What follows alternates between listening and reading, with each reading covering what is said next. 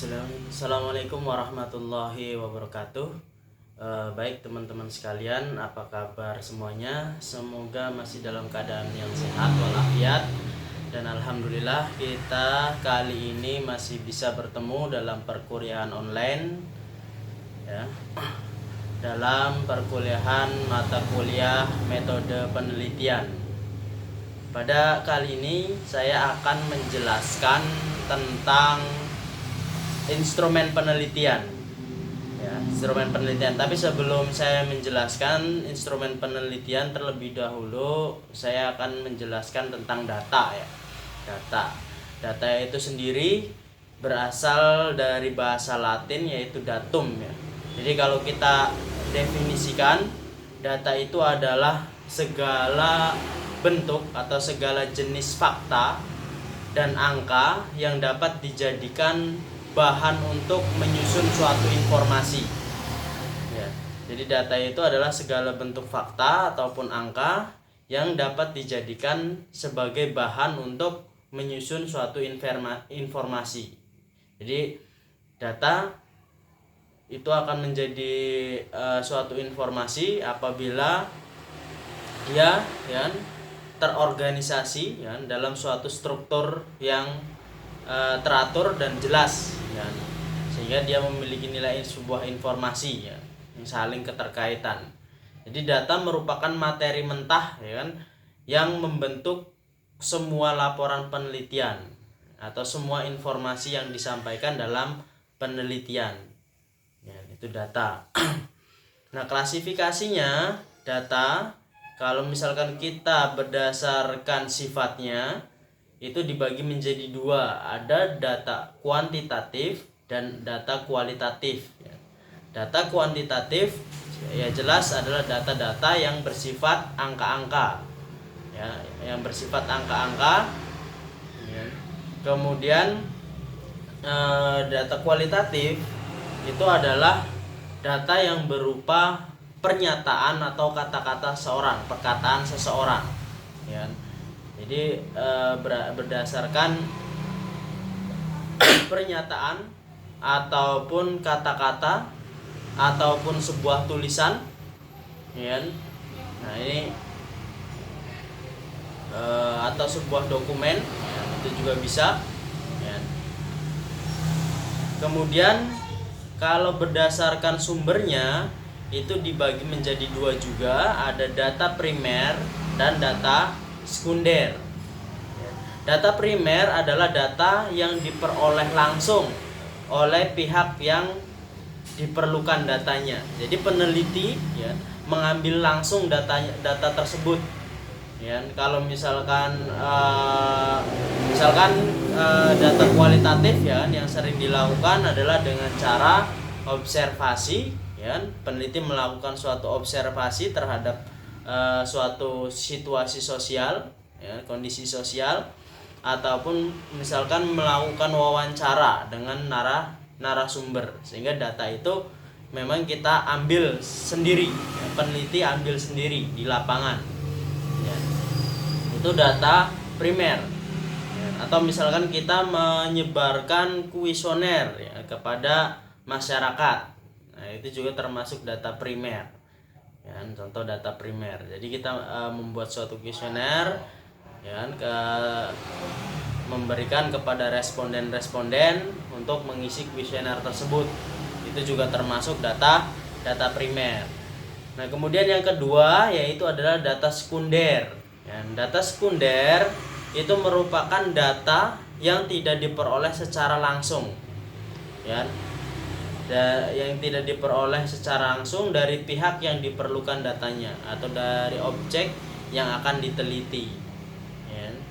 Jadi kita istilahnya tidak memperolehnya secara langsung ya, secara langsung, akan tetapi memang data itu sudah diolah oleh pihak-pihak tertentu ya, oleh pihak-pihak yang berwenang ya, oleh pihak-pihak yang bisa dipertanggungjawabkan ya. Nah, kita memanfaatkan dari data yang telah diolah atau yang telah ada. Sebagai contoh, misalkan kita mengambil data laporan keuangan ya, dalam akuntansi Ini data laporan keuangan dari annual report, ya, dari annual report atau laporan tahunan. Nah ini termasuk dari data sekunder, ya. Jadi datanya memang sudah diolah, ya, sudah diolah oleh pihak misalkan ya kalau perusahaan ya dari pihak perusahaan, ya, dari bagian akuntansi, ya, kalau laporan keuangan, yang kita memanfaatkan data tersebut, data olahan tersebut untuk keperluan penelitian kita.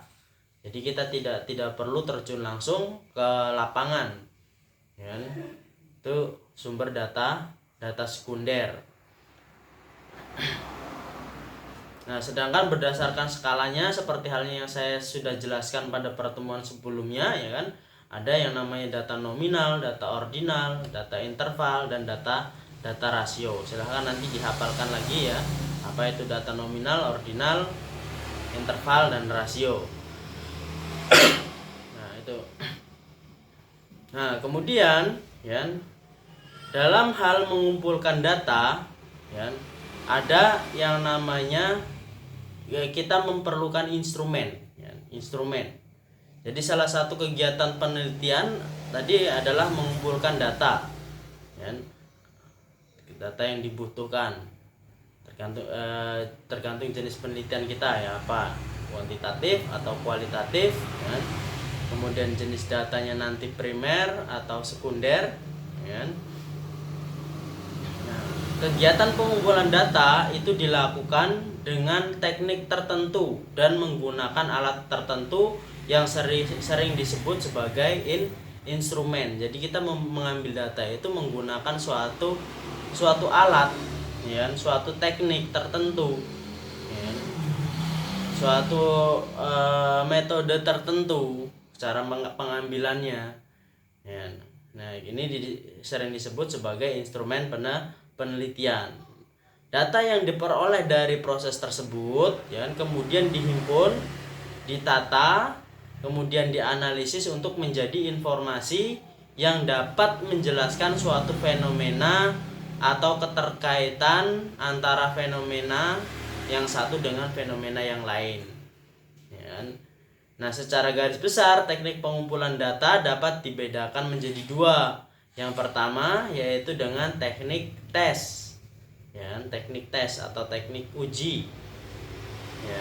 Teknik tes adalah teknik pengumpulan data yang dilakukan dengan memberikan serentetan soal atau tugas serta alat lainnya kepada subjek yang diperlukan datanya, ya, kepada subjek yang diteliti. Misalkan katakanlah ada pembukaan pendaftaran, ya, pendaftaran mahasiswa, ya. Biasanya kan untuk mengetahui kemampuan mahasiswa kita melakukan tes. Ini termasuk dalam teknik tes, ya. Jadi kita memberikan soal-soal atau tugas-tugas yang dikerjakan, ya. Nah kira-kira untuk mengetahui seberapa kemampuan dari calon mahasiswa misalkan, ya. Itu adalah teknik tes, ya. Jadi dengan cara memberikan soal atau tugas-tugas, ya, yang harus dikerjakan oleh subjek dari penelitiannya atau subjek yang diperlukan diambil untuk datanya. Nah, pengumpulan data dengan menggunakan teknik tes itu dapat sebagai pengukuran, ya, pengukuran. Jadi mengukur misalkan tingkat kemampuan seseorang, ya, tingkat kemampuan akademik, ya kan, kemampuan misalkan emosional, nah itu bisa juga, ya. Nah teknik-teknik ini, ya kan, teknik tes ini banyak digunakan, ya, banyak digunakan dalam penelitian, terutama penelitian yang bersifat kuantitatif, ya. Misalkan diantaranya, ya kan, tesnya adalah tes hasil belajar, ada tes kepribadian, ya, tes kepribadian, tes emosional, ya kan, tes bakat, ya, tes intelijensi, tes sikap, tes minat, ya. Nah itu itu adalah contoh-contoh instrumen, kan?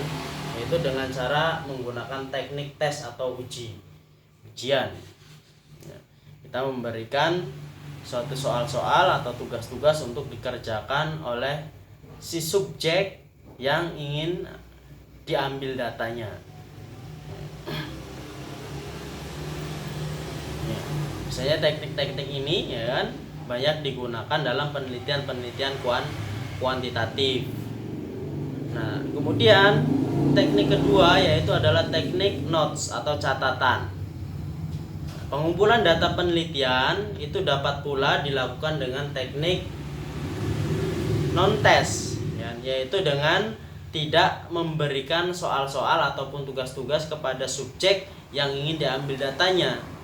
Nah, dalam teknik non-test, data dari subjek penelitian itu dikumpulkan dengan cara misalkan wawancara, ya. Wawancara itu nanti ada banyak metodenya, ya. Ada wawancara yang terstruktur, ada yang semi terstruktur, ada yang tidak terstruktur, ya. Atau wawancara mendalam, ya, wawancara secara mendalam. Nah, kalau wawancara yang terstruktur berarti kita harus menyiapkan dulu susunan pertanyaannya, ya. Susunan pertanyaan yang akan kita berikan kepada subjek yang ingin diambil datanya, atau sering kita panggil responden atau narasumber, ya kan? Nah, jadi kalau misalkan kita mau melakukan wawancara terstruktur, kita harus terlebih dahulu menyusun pertanyaan-pertanyaan yang akan ditanyakan kepada responden. Nah, nanti ya pertanyaan yang akan disampaikan tentunya sesuai dengan apa yang telah kita susun, ya. Sedangkan kalau semi terstruktur, wawancara semi terstruktur itu berarti kita hanya mengambil suatu garis besar saja, ya. Mengambil tema-tema besar yang ingin kita tanyakan. Nah, kemudian nanti kita bisa menanyakan sesuatu hal yang lebih luas lagi, ya. Lebih luas lagi.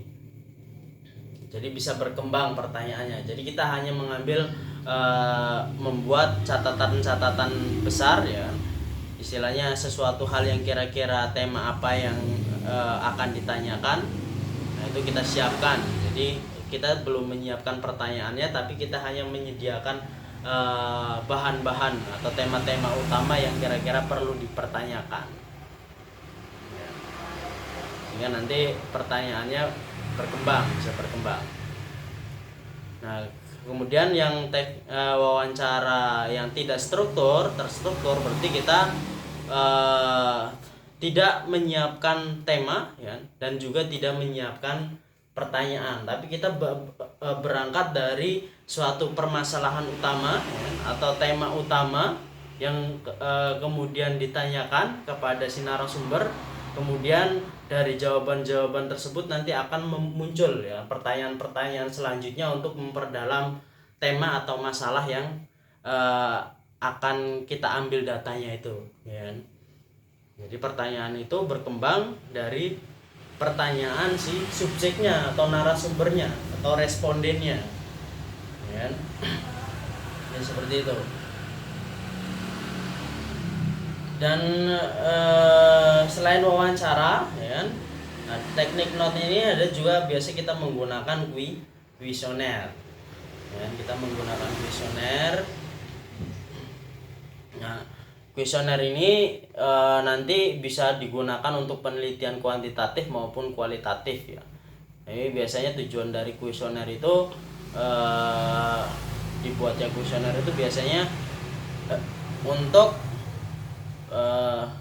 karena data-data yang biasa diambil di kuesioner itu kan sifatnya sifat kualitatif, ya.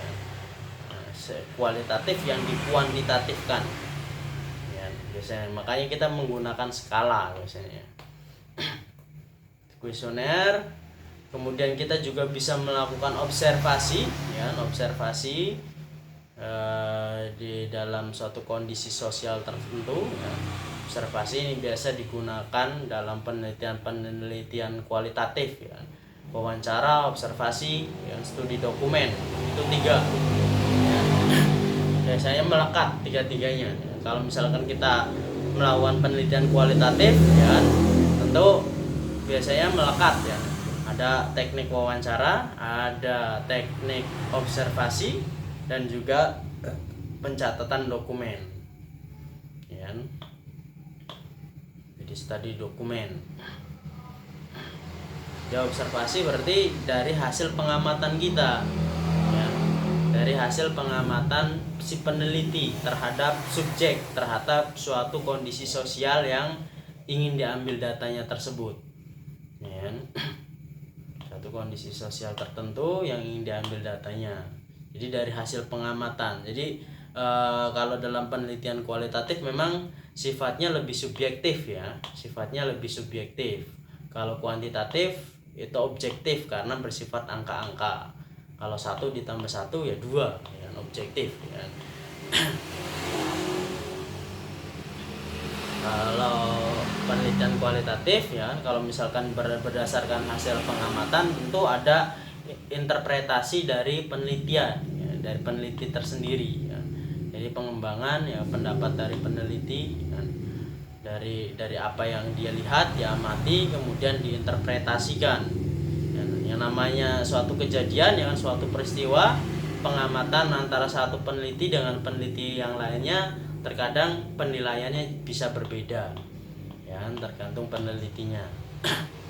Hingga dalam penelitian kualitatif itu sifatnya memang lebih subjektif ya. Nah, untuk untuk membuktikan tingkat objektivitas ya, objektivitas dari penelitian kualitatif itu biasanya dilakukan triangulasi. Triangulasi itu bahasa simpelnya adalah pencocokan ya. Pencocokan antara data yang diambil dari wawancara, kemudian data yang diambil dari observasi, dan data yang diambil dari pencatatan dokumen atau dokumen-dokumen yang diperoleh ya. Nah, itu jadi dicocokkan. Kalau misalkan ketiga data itu cocok, sinkron ya, sinkron, oh berarti tingkat objektivitas dari penelitian tersebut bagus ya. Tapi kalau misalkan ada perbedaan, nah kita harus bisa memberikan argumen ya, memberikan argumen ya. Oh ternyata data hasil observasi dengan hasil wawancara sama, tetapi dengan hasil pencatatan dokumen tidak sama. Nah, ini yang harus bisa kita jelaskan ya. Tapi kalau misalkan cocok ya dengan ketiga-tiganya ya, berarti tingkat objektivitasnya baik ya, bagus. Instrumen untuk teknik tersebut pada penelitian kuantitatif adalah pedoman kualitatif ya tadi ya. Penelitian kualitatif ya tadi kita menggunakan wawancara ya, biasanya dengan observasi ya, kemudian juga dengan cara mengumpulkan data atau dokumen. Nah, hal yang penting dari data ya, data yang kita peroleh ini ya, yaitu adalah terkait dengan validitas dan reliabilitas dari instrumen yang kita gunakan ini ya. Jadi kita harus memperhatikan validitas dan reliabilitasnya dari data yang telah kita kumpulkan menggunakan instrumen tersebut ya. Validitas itu mengacu pada kemampuan instrumen ya, kemampuan instrumen pengumpulan data untuk mengukur apa yang harus diukur, untuk mendapatkan data yang relevan dengan apa yang sedang diukur ya, itu.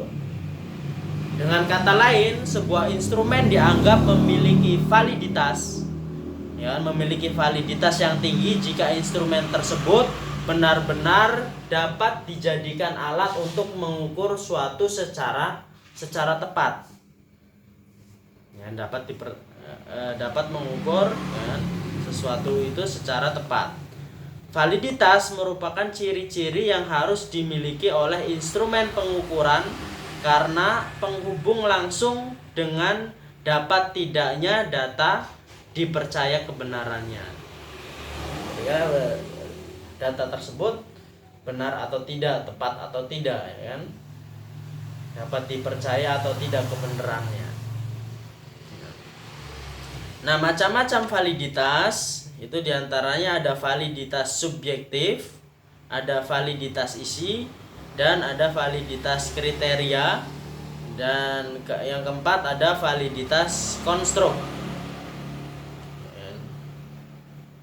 Nah, validitas subjektif merupakan jenis validitas yang kriterianya sepenuhnya ditentukan berdasarkan pertimbangan dari peneliti, baik pertimbangan nalar maupun pengalaman keilmuannya.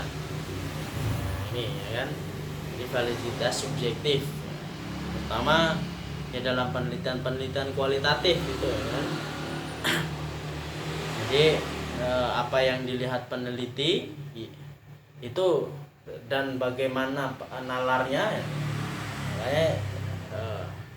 Nanti penelitian kualitatif itu sifatnya lebih subjektif. Kemudian validitas isi itu menunjuk pada sejauh mana instrumen tersebut mencerminkan isi yang dikehendaki.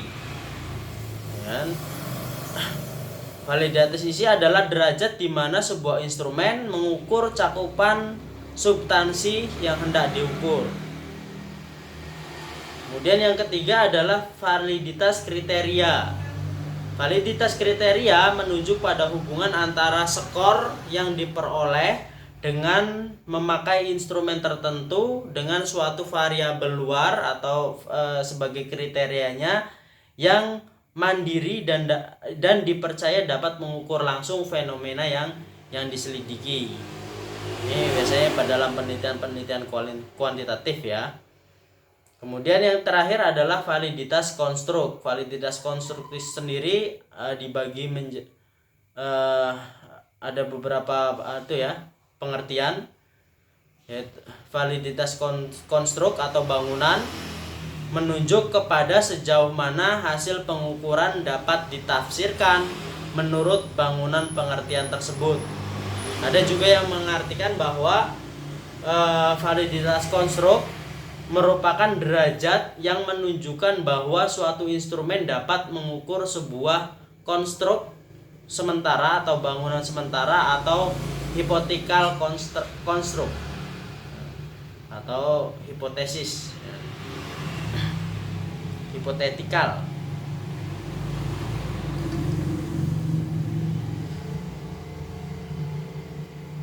Konstruk validity dipilih bila fenomena tidak dapat diukur secara langsung sehingga pengukurannya dilakukan terhadap indikator-indikator atau unsur-unsur yang membentuk konstruk atau konsep tersebut.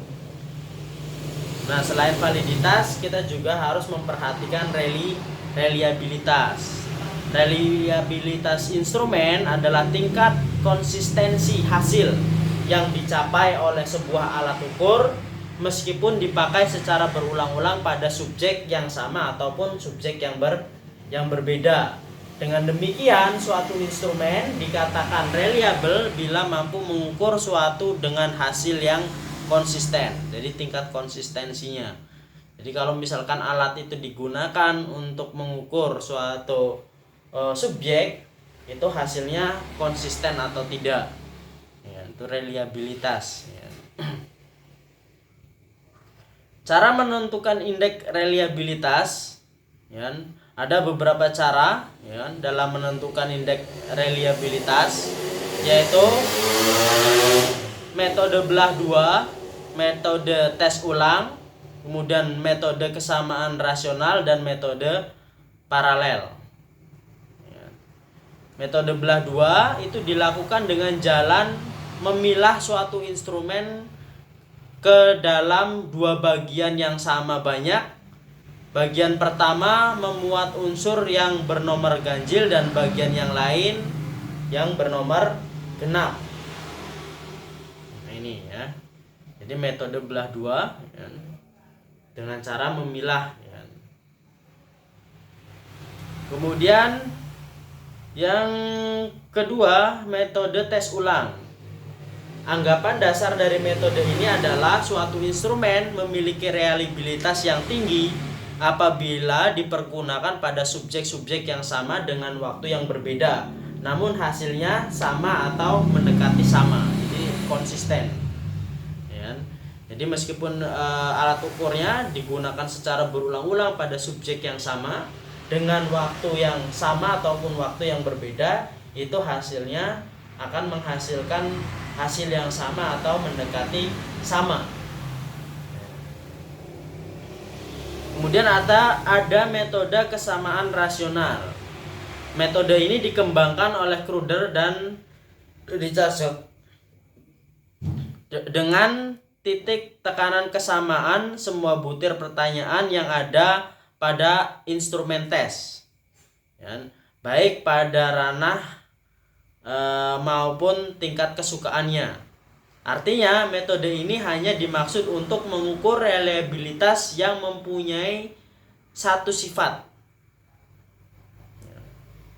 Ini metode kesamaan rasional. Kemudian metode paralel.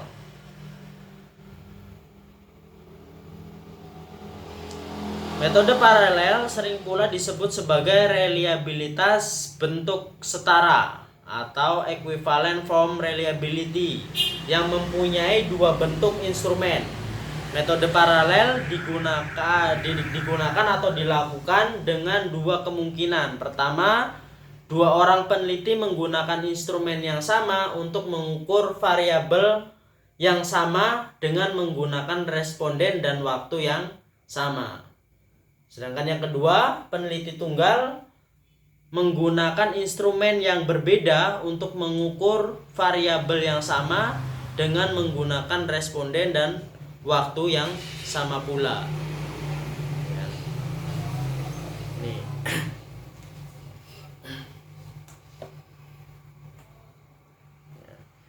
Jadi penting ya dalam menentukan validitas dan reliabilitas dari instrumen ataupun data yang dihasilkan. Ya. Kalau misalkan validitas dan reliabilitasnya itu tidak bisa dipertanggungjawabkan, ya, maka hasil penelitiannya pun akan diragukan, ya, akan diragukan. Tapi kalau validitas dan reliabilitasnya itu tinggi, ya, maka tingkat kepercayaannya, reliabilitasnya, dan validitas datanya juga akan semakin baik.